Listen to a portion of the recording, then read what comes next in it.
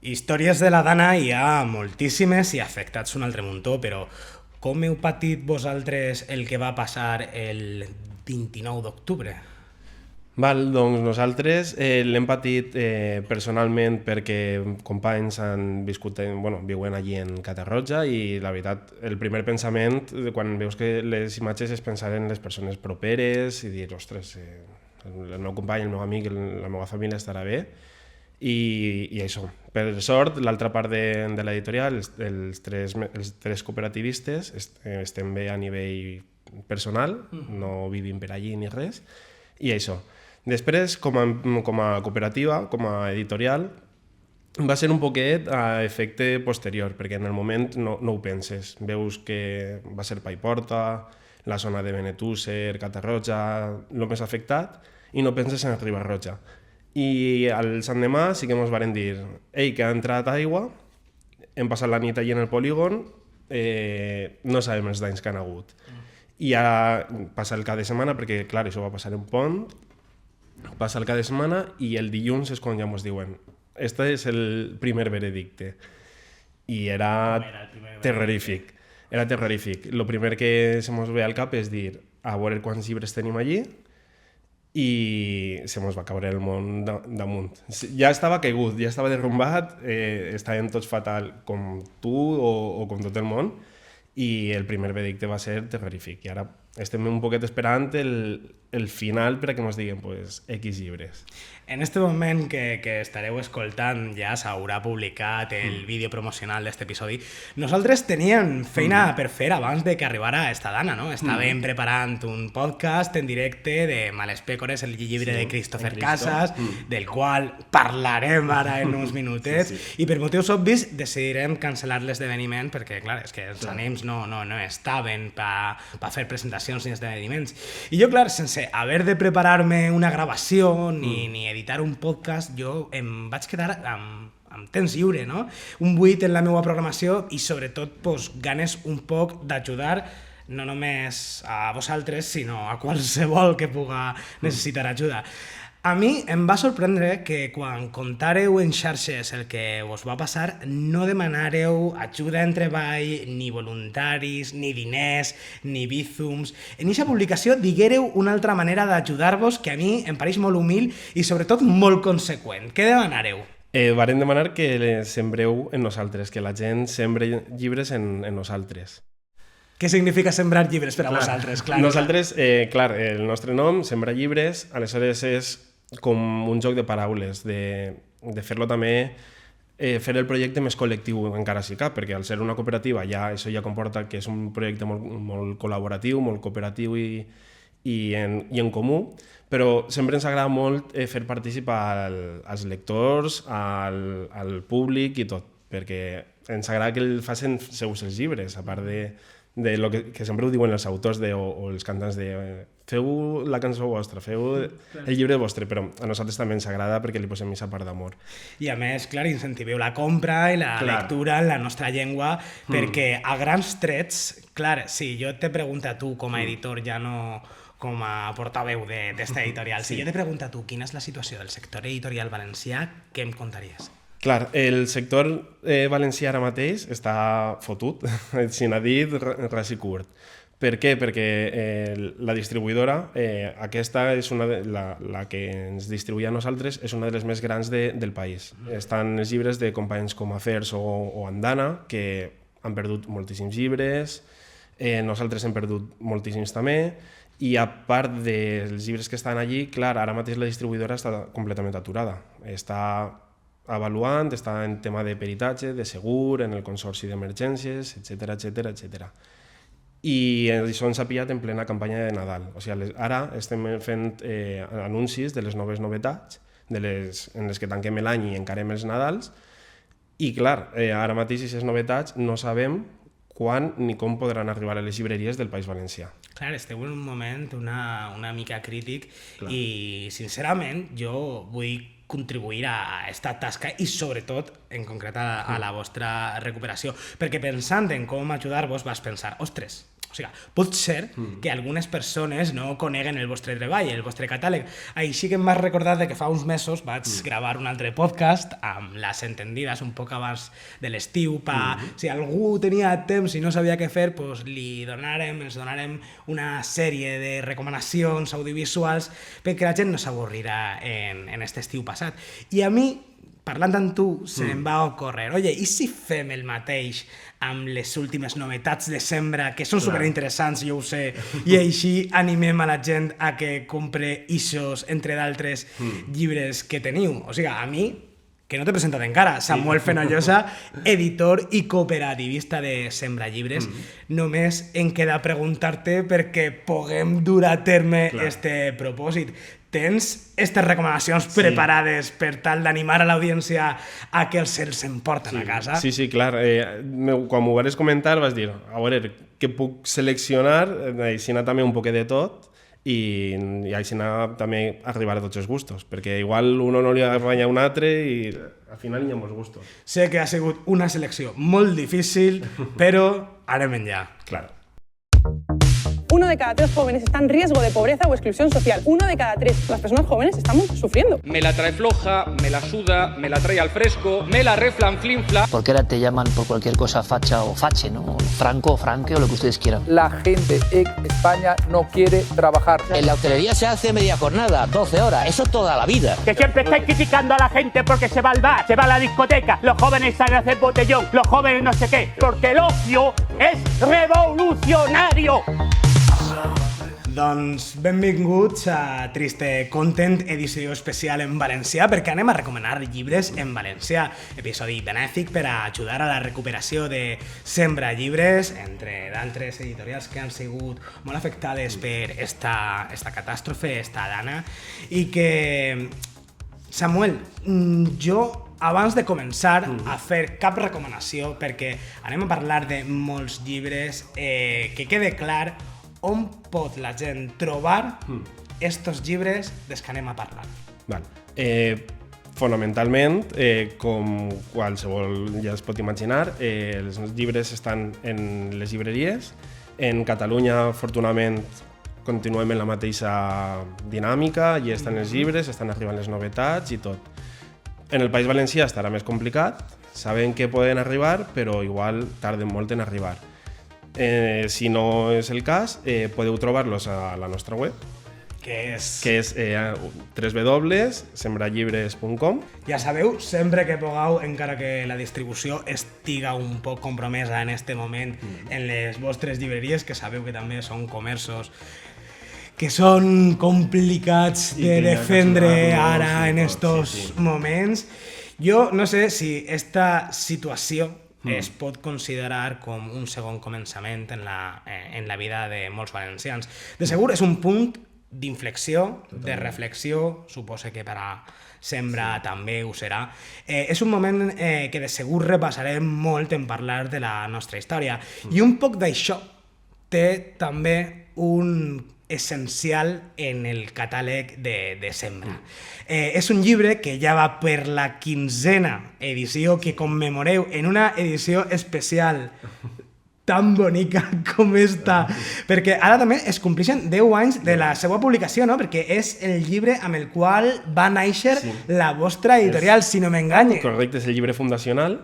I res, i és que clar, tot este empastre ens ha pillat celebrant els 10 anys. Sí, no es pot parlar del catàleg de Sembra sense parlar de totes les cançons Parlen de tu, de Xavi Sarrià. Sí, aquest llibre és, com dius, el primer que varen publicar, escrit per Xavi Sarrià, que també és company de la cooperativa, i res, és un llibre que damunt per a celebrar una fita com els 10 anys és molt bonic, perquè és un llibre que parla de la joventut, que parla dels orígens, de viure en un barri, de la família que crees amb els amics, i al final pues, això, també entendre la vida en col·lectiu i vèncer totes les adversitats, superar les realitats imperfectes que ens toca viure a la majoria de les persones. I I és molt bonic. De fet, si vos passa com a nosaltres, a mi em va tocar molt de propet perquè jo me'l vaig llegir fa 10 anys. Sí, i què et va passar quan el llegir? Clar, tenen una edat molt semblant a la que jo tenia aleshores, això, segon de batxillerat, primer de batxillerat i tal, i te fa connectar moltíssim.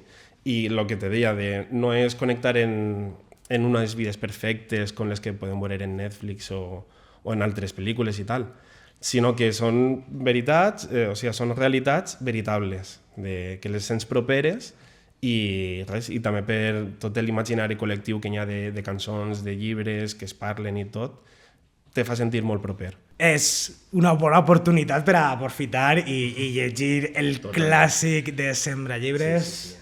15ena edició, 10è aniversari.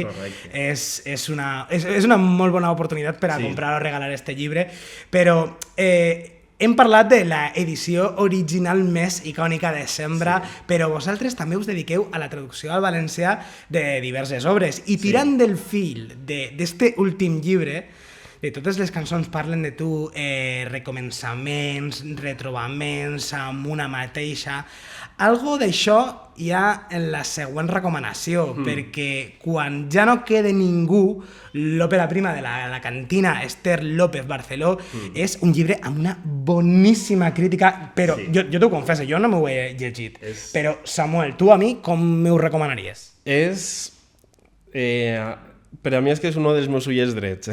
Sí, Esther López. Sí, en totes les campanyes, al final, quan treballes en els llibres, sempre hi ha uno que personalment te toca més la fibra i t'agrada més.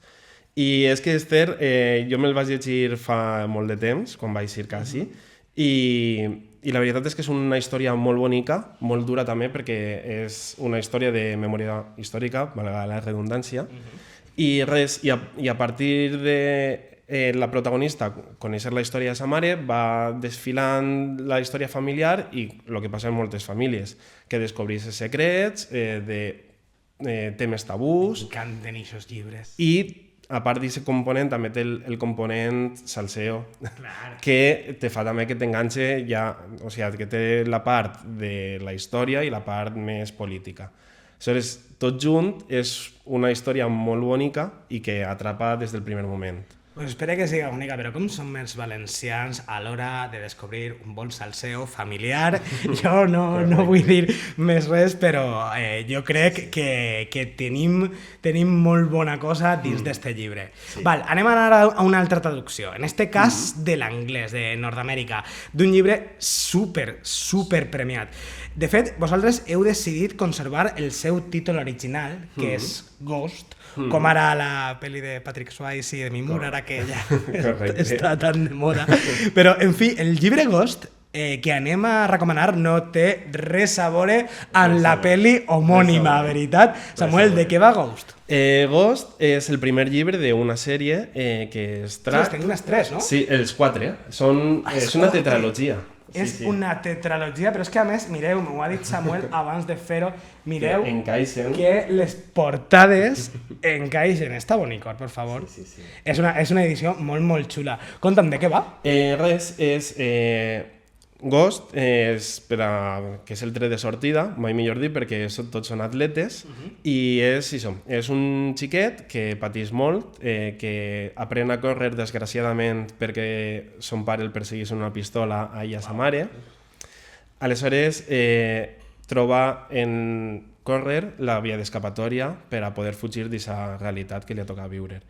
I gràcies a que se fa el rumor de que li agrada molt córrer i tal, entra un equip d'atletisme i és on troba el caliu de tot un equip i d'uns amics que li ajudaran a tirar endavant i això. Aleshores, Ghost, parlant de les realitats imperfectes que parlàvem en el llibre de Xavi, és això, és un xiquet que la vida el maltracta perquè no té una família normal, son pare està en presó perquè els va intentar matar a ella i a sa mare. Això passa en el primer capítol, no és cap spoiler. Val. I en este equip és on es troba a Patina, a Sunny i a Lu, que són els altres protagonistes de la saga, que també tenen les seues realitats cada un té uns problemes en casa, és d'un pare i d'una mare, aleshores veus com en equip, bàsicament, i sent d'aquesta foscor que els ha tocat viure. És com una història, no?, de desenvolupament personal des d'un punt de vista adolescent, si no m'enganya. Sí, tindran 13-14 anys. Que també suposo que per a aquest públic va molt bé ara, si pensen també en regalar una obra a alguna persona d'esta edat, i que també, clar, parla d'una realitat minoritzada dels afroamericans. L'autor també és una persona racialitzada, no? Estàvem parlant de Jason Reynolds. De Jason Reynolds. Ha guanyat prou de premis allí als Estats Units. En Estats Units ha guanyat National Book Award, ha sigut finalista de molts llibres, de molts premis, també té molts premis de biblioteques, de centres escolars, que això sempre és important, i així fa poquet va rebre el Premi Protagonista Jove, que és un premi que donen un jurat format per 15.000 xiquets de Catalunya, País Valencià i les Balears, i que ells voten els llibres que més li agraden. Un jurat professional els dona a triar entre 3 llibres i aquest era un d'ells. Aleshores, clar, estem molt contents perquè ells mateixos, els alumnes, els joves, han decidit que és el llibre que més els ha agradat. Ostres, clar, o sigui que a més és un llibre que està ben pensat per a un context educatiu. No sé si ja inclús s'haurà utilitzat ja com a material didàctic de lectura en alguns centres. És una opció molt interessant. També és que tinc constància de que molta gent que escolta el podcast són docents, així que jo crec que és molt bona opció. De fet, forma part d'una col·lecció que es diu llavors que és tot encarada a fer una literatura juvenil de qualitat, que no infantilitza els joves i portar llibres xulos a la nostra llengua. O en original, que també hi ha alguns. Sí, és una tasca molt guai la que feu, en realitat, de portar aquests llibres tan xulos. Continuarem parlant d'algun d'estos. De fet, jo si continuo tirant de la corda, de traslladar a la nostra llengua realitats d'altres minories, d'altres llocs del món. Clar, estava pensant en la novel·la de Keisen Callender, Fèlix per sempre, però esa crec que encara no la podem tenir damunt de la taula. De fet, mira, vaig aprofitar com un poc per a netejar. Esta de la que anem a parlar és una novetat que presenteu quan? L'anunciarem la setmana que ve, o sigui, la setmana en la que s'estarà emetent això. De tota manera, jo agafaré la captura, el disseny de portada que m'ho passaràs i ho posaré així d'alguna manera. Bueno, en postproducció, la màgia de la postproducció, així està. Este autori és també una persona racialitzada, queer. A més, ha guanyat el premi Stonewall i ha sigut catalogada com una de les 100 millors novel·les per a joves adults per la revista Time. Què conta Fèlix per sempre? Fèlix per sempre és la història d'un jove que mai s'ha enamorat. I l'acompanyem en un procés de descobriment autopersonal, es toca tema de sexualitat, es toca tema d'identitat de gènere. És a dir, es toquen molts temes que tenim, o sigui, que ara mateix tenim en totes les cases, en tots els barris, que es parla molt, i la veritat és que és molt com aquest, el veus i és que estàs veient la sèrie, en plan de t'estàs imaginant els personatges a la perfecció, i t'atrapa, és preciós, i a la mateixa vegada és molt polític en aquest sentit de que toca temes supernecessaris. M'estan recordant un poc a La mala costumbre, encara que siga en un altre context superdiferent, inclús en un context d'ètnia diferent, Estats Units, afroamericans. Jo no me l'he llegit, que és el de Alana Portero. Però el que he escoltat parlar que sí que he escoltat entrevistes d'ella, he escoltat parlar molt bé del llibre i això, és un poquet d'aquest estil, sí. I a més està com un poc més enfocat, un poc més adaptat al públic més jove. Correcte, en la mateixa col·lecció està la de llavors i està encarat això a un públic jove, però encara que estigui encarat a un públic jove té una lectura adulta preciosa, superxula, i sobretot pensant en el públic jove està molt bé perquè tracta temes molt, com te deia, per no repetir-me, molt importants, molt bé per a tractar-los en classe. En plan de, per exemple, parla molt de si soc si no tinc gènere, si m'identifique en un gènere, si m'identifique en un altre.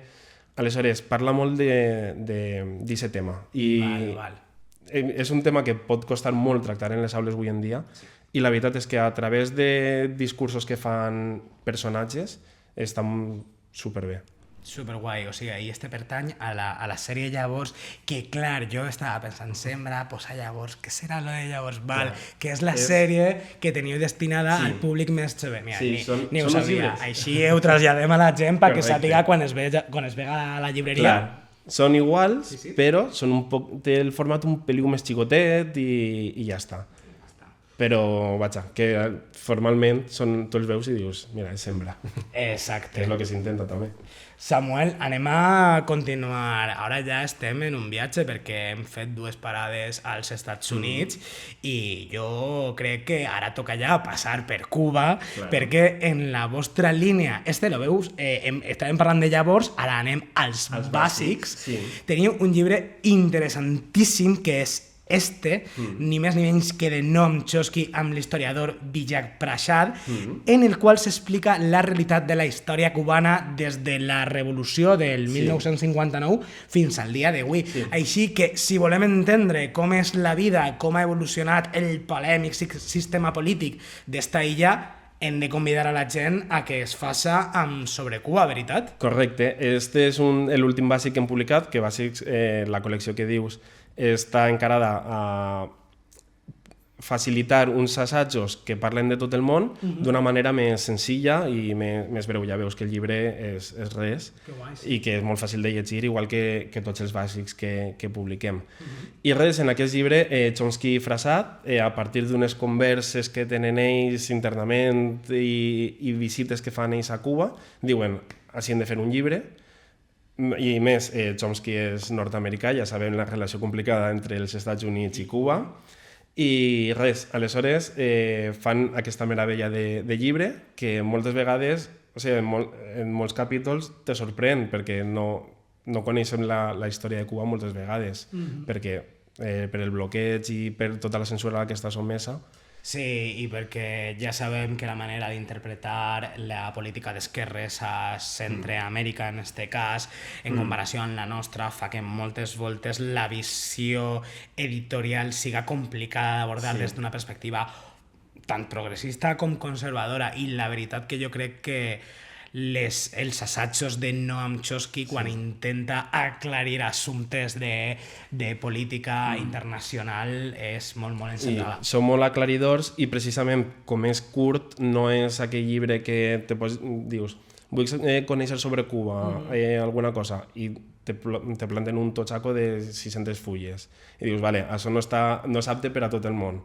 Aquí, al ser tan curtet, se'l pot llegir una persona que li interessa moltíssim, una persona que li interessa poquet o una persona que diga, ai, no coneixia el cas, vaig a veure què tal. Estic curiós, vull saber més, o inclús abans d'anar-se'n de viatge, no és una guia, però pot servir per a conèixer la realitat d'un país. Clar, i quan vas veus reflexat el que t'han explicat així els dos autors. Superbé. Per últim, estem fent el viatge, jo crec que d'una manera molt dinàmica, però no vull que parlem molt, perquè si no me cau curro, Samuel. És a dir, tenim una cosa pendent, que és fer la presentació d'este llibre, que ja està publicat. Cal dir que encara que anem a fer una presentació presencial, valga la redundància, en directe, ho gravarem i parlarem molt, és l'únic que jo m'he llegit. Jo ja el tinc a casa, a més l'edició està en valencià de Sembra, que és la guapa Males pècores de Cristo Casas. La traducció del aclamadíssim Mariques Males, i jo no vull fer spoiler perquè ja se m'ha assignat a mi esta presentació pública del llibre, però que bonica, Samuel. Jo vull destacar dos coses. La primera de totes és que jo crec que la gent haurà notat que Males Pècores no és una traducció absolutament correcte, literal ni de res. mariques males. I n'hi ha un motiu darrere que és superbonic, que no anem a revelar encara perquè vull que siga objecte de conversa. I en segon lloc, que jo crec que d'això sí que podem parlar, quants dubtes sobre el col·lectiu LGTBIQ+ aclarix este llibre. És un assaig, per mi, que fa una foto actual a la realitat de la gent dissident i amb una claríssima perspectiva de classe. Clar, aquest llibre, bueno, Cristo ja el defendrà molt millor que jo, per descomptat, amb un Cristo que parla fantàstic. Cristo que ens estarà escoltant pensant a veure què diu d'este llibre per la presentació, anar ahí a Ganivet. Exacte, no el tocarem molt i així que ell ja conté tot el que crega convenient. És magnífic. El que dius, fa un repàs de totes les lluites del col·lectiu LGTBI des de fa molt de temps a l'actualitat i ho fa molt bé perquè a lo millor fins i tot a gent d'esquerres que diga no, jo no forme part del col·lectiu, no té res que veure amb mi. O de dretes, en realitat. Exacte, o de dretes. Cristo ho fa molt bé perquè ho encara tot de la importància que també tenim com a classe obrera, com a classe treballadora, de sentir aquestes lluites com a pròpies en general. Sí. I la veritat és que hi ha moltes lluites, havia coses que no coneixia, havia debats que no coneixia i que me'ls va descobrir el llibre i dius, clar, és que hem d'anar molt més enllà. La famosa frase de no volem molles, volem el pa sencer, és això de que no ens podem quedar per fer un mini spoiler en l'aprovació del matrimoni homosexual, sinó que això no és una victòria, això és un pas més fins a la victòria. Jo, si obris la boca, no pare, és a dir, quantes voltes jo ja amb amics en una taula d'una terrassa d'un bar ens hem parat a parlar de la situació del col·lectiu, de coses, de conceptes, de concepcions, d'identificacions, i quantes voltes he tret ja jo alguna reflexió d'este llibre que la gent diu, ostres, doncs és veritat, a lo millor n'hi ha que mirar-ho des d'esta perspectiva. Calle per no parlar, ja anirem i desenvoluparem este llibre amb l'autor, que tinc moltíssimes ganes. Pues jo crec que amb això tindríem un poc un carrusel bo, amb esta pila de llibres que de fet ens falta un que és Fèlix per sempre, que ho veureu i ho tindreu disponible quan es publique este podcast. Moltíssimes gràcies, Samuel, per haver-ho preparat. Recordem, per si algun està encara perdut, que fem este podcast perquè la millor manera d'ajudar a editorials com Sembra, que han sigut afectades per la Dana, és que compreu, que llegiu estos llibres, però a més, mentre preparaven l'entrevista, tu m'avançaves que part dels diners que recapteu per a la venda d'estos llibres també tindran una finalitat solidària amb la gent afectada per la Dana. Correcte. Els llibres que no es compren en llibreries, és a dir, que els llibres que es compren a la nostra web, que ens compren a nosaltres directament, farem un donatiu d'un 30% a la iniciativa que s'ha fet des del Gremi de Llibreters de València per ajudar a les llibreries que estan afonades, bàsicament, i molt afectades per la Dana. Perquè al final aquestes llibreries, si recuperant el que parlàvem abans de nosaltres, la campanya de Nadal l'anem a tindre fotuda. Ells segurament no van a tindre. Hi ha llibreries que els han tret un pam i hi ha llibreries que s'han quedat sense llibreria directament. Aleshores, pensem, tornant un poquet també el que t'he dit, som un projecte cooperatiu, col·laboratiu, pensem que no ens podem oblidar d'elles i sense les llibreries Sembra no existiria i aleshores hem agafat aquest autocompromís d'ajudar-les i tirar-los un cable com bonament puguem, sembrant llibres i difonent els nostres llibres. Que bonic, Samuel. Enhorabona per la iniciativa de la qual participeu a través del Gremi de Llibreters. Està molt bé que hagis mencionat el Gremi de Llibreters perquè en realitat les editorials en valencià sou com una família i jo crec que abans d'acabar este podcast amb recomanacions, amb este recopilatori, cal destacar que no heu sigut l'única editorial afectada, que hi ha una altra trentena centena d'empreses, segons llegia jo ahir en Cultur Plaza, que es dediquen a fer llibres i que han sigut afectades. Clar, com te deia també, GEA, la distribuïdora de la que estem parlant en aquest cas, clar, ens distribueix a moltes més editorials del País Valencià. Aleshores, en el magatzem, no sé si m'enganye, ahir llegia la nota de premsa que havia fet l'APB, l'Associació d'Editors del País Valencià, i estem parlant d'1 milió de llibres que s'han segurament perdut. Uau, 1 milió de llibres. Clar, i el cost que això suposa i el que suposa per a totes les editorials haver perdut 100.000, 20.000, 1.000, cada un en un grau, però al final... Mira, no me'n recordava, a voltes se m'oblida de mirar la tablet bé. Tinc dades de que s'han perdut vora 15 milions d'euros en aquest sector al preu de mercat dels llibres que vosaltres acordeu, que en danys materials també hi ha pèrdues de vora 500.000 d'euros. I clar, nosaltres també ens veiem en l'obligació d'ampliar esta crida a la resta d'editorials afectades, perquè Sembra necessita de la vostra ajuda perquè han perdut quasi la meitat del vostre estoc, però en realitat sempre que estigueu comprant, llegint, regalant, recordem-ho, estem prop de Nadal, és una molt bona època com per a pensar en els regals de Nadal i de pas ajudar tant a llibreries com a editorials, però això que n'hi ha moltes editorials afectades i que és important ajudar per tal que el sector no es trobi en un punt més crític del que ja estava. Per la part que em toca, Samuel Fenollosa, editor cooperativista de Sembra Llibres, molts d'ànims, primer de tot. Espero que esta situació passe i que tot es resolga de la millor manera. Moltes gràcies. Moltíssimes gràcies també per haver pensat en nosaltres i tirar-nos esta maneta i donar-nos esta altaveu. I res, espero no haver atabat la multa al públic en totes les recomanacions i tot. No, ja crec que no, si no, digueu-ho en comentaris i que... Si voleu una recomanació personalitzada... Mira, un oferiment. Si voleu una recomanació personalitzada, ja l'etiquetaré jo i que ell vos diga.